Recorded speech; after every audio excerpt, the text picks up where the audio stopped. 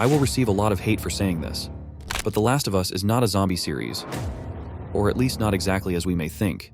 The Last of Us franchise is a gripping tale set in a post-apocalyptic world ravaged by a fungal infection that transforms humans into monstrous creatures. While superficially reminiscent of traditional zombie narratives, this series remarkably diverges from the typical undead genre. At its core, it's a compelling story that transcends mere survival horror, centered around the journey of Joel, a hardened survivor, and Ellie, a young girl. I warn you that this video contains spoilers if you haven't seen it. Here is a short summary. If not, skip this part. The story follows Joel, a hardened survivor in a post-apocalyptic world overrun by the cordyceps infection, and Ellie, a young girl immune to the disease. Joel is initially tasked with escorting Ellie across dangerous territories, viewing her as cargo to be transported for a cause greater than himself. The season culminates in a powerful and emotional climax where Joel and Ellie finally reach their destination, intending to deliver Ellie to a group of scientists who believe her immunity holds the key to a cure. However, Joel discovers that to create a cure, Ellie would have to be sacrificed, so he saves her. The infection in this series operates differently from conventional zombies. It stems from the cordyceps fungus, a real-life parasitic fungus that primarily infects insects. In this fictional world, the cordyceps mutate, jumping to humans, taking over their brains, and transforming them into grotesque, aggressive beings known as infected. The stages of infection in humans progress from initial exposure to eventual loss of cognitive function and physical mutation into various types of infections, each with distinct behavior and abilities, but technically they are not as dead as the traditional zombies. Unlike traditional zombies driven by an insatiable hunger for flesh, the infected in The Last of Us retain remnants of their humanity, showcasing moments of recognition or emotional connection. Additionally, the infection's transmission occurs primarily through spores, bites, or bodily fluids, rather than the immediate reanimation of the dead, adding a scientific plausibility to the horrifying concept. Certainly, The Last of Us is fundamentally a survival story centered around Joel, a grizzled survivor, and Ellie, a young girl who holds the key to a potential cure for the devastating fungal infection. While the presence of the infected is a significant element in the narrative, the heart of the story lies in the evolving relationship between these two characters and their struggle to survive in a harsh, unforgiving world. At its core, the series beautifully illustrates Joel's emotional journey as he navigates a world decimated by the infection. Initially withdrawn and emotionally distant, Joel is tasked with transporting Ellie across treacherous landscapes, viewing her as merely a cargo, a means to an end. However, as their journey progresses, he gradually forms a paternal bond with Ellie, unlocking emotions and vulnerabilities he had long suppressed due to past traumas. Despite the omnipresent threat of the infected and other survivors willing to do whatever it takes to survive, the series strategically places episodes where the focus shifts away from direct encounters with the infected. These episodes allow for deeper character development, highlighting Joel and Ellie's emotional struggles, hopes, fears, and the intricacies of their growing relationship. But as I say with no zombies, just survival staff. But don't get me wrong, I'm not saying that the series is bad. It is a good adaptation of the video game. What I want to say is that it is not a typical zombie series. I'm very curious to know your opinion. I'll read it in the comments. Let's continue. The scarcity of infected encounters in certain episodes serves as a deliberate choice by the creators, emphasizing that The Last of Us isn't solely reliant on the horror of the infected for its storytelling. Instead, it's a poignant exploration of the human experience in dire circumstances, showcasing how Joel and Ellie's relationship blossoms amidst the ruins of society. The series intricately weaves a survival and transportation narrative that surpasses the conventional confines of a typical zombie survival tale. While the infected, stemming from the cordyceps fungus, are a central threat, the series deliberately emphasizes the human aspects of survival rather than zombie survival. The focus on transportation serves as a crucial plot device, propelling the storyline forward while symbolizing hope, sacrifice, and the complexities of human relationships in a post-apocalyptic world. Joel's initial task of transporting Ellie across perilous territories appears straightforward, akin to a mission to deliver cargo. However, as their journey progresses, it transforms into an emotionally charged odyssey that deeply explores themes of trust. Moreover, the transportation aspect acts as a metaphor for hope and redemption. Joel, haunted by his past, finds a sense of purpose in ensuring Ellie's safe passage. Ellie, immune to the infection, represents a chance for a potential cure, symbolizing hope for humanity's future. Unlike typical zombie series or stories where the emphasis often centers on the horror and survival aspects of facing mindless undead hordes, The Last of Us transcends these tropes. It forges its identity through its poignant storytelling, character-driven narrative, and thematic depth, elevating it beyond the confines of a mere zombie apocalypse tale. The heart of the series lies not in the grotesque infected creatures, but in the nuanced and evolving bond between Joel and Ellie. His deliberate narrative choice underscores that isn't solely about the horror of facing the infected. Rather, it's a profound exploration of human resilience, morality, and the complexities of relationships in a world reshaped by tragedy. As a result, the series stands out by prioritizing the human experience amidst a desolate backdrop, ultimately defining itself as a tale about survival, love, and the enduring bonds that defy the traditional zombie genre. But honestly, what do you think? I will read you in the comments.